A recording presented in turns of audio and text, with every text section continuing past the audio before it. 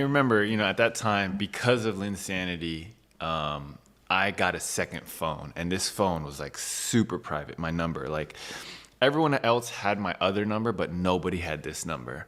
Like only my family, basically, and my closest friends. Then I get an unknown message on my private number, and it's like, "Hey, you want to work out with me next week at 6 a.m. or 5:45 a.m.?" And then it was like KB, and I'm like, KB. I literally looked at my family. I was like, why do I have an unknown number and who's KB? Because for me, I'm like, KB, when I think of KB, I immediately thought of Kenny Blakeney, my assistant coach at Harvard. I'm like, why would he ask me to work out? And he has my number. Like, I'm like, KB. I'm like, oh, shoot. I think this is Kobe Bryant, because I had just gotten traded. I was like, okay, I think this is Kobe. And how did he get this number? Kobe, question mark? I'm like, hey, KB, are you talking about Kobe Bryant?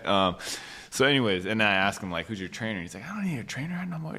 Like exactly what you said. And so we get there, and I'm just like, okay, like, I'm like, dude, we're starting at 6 a.m., but we're an hour away. Santa Monica. We got to drive an hour. So I'm like, all right, we got to get up at like 4:45, get there a little bit early. And so we get there, and I'm like, I got to be ready for this workout and all this stuff. And I'm like hyping up in my own mind. I'm like, this is my new teammate. Like, I had 2 rough years in Houston. I'm going to reestablish myself.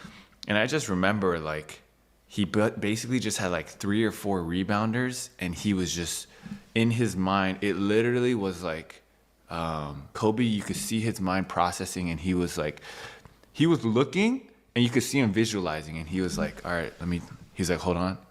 He's like, we're going to work on this. 2 dribbles this way. You get cut off. We're going to spin back this way. Now we're going to spin back. Someone's going to help and reach, and I want you to bring the ball around so that he can't strip it, and I want you to go into a jump shot.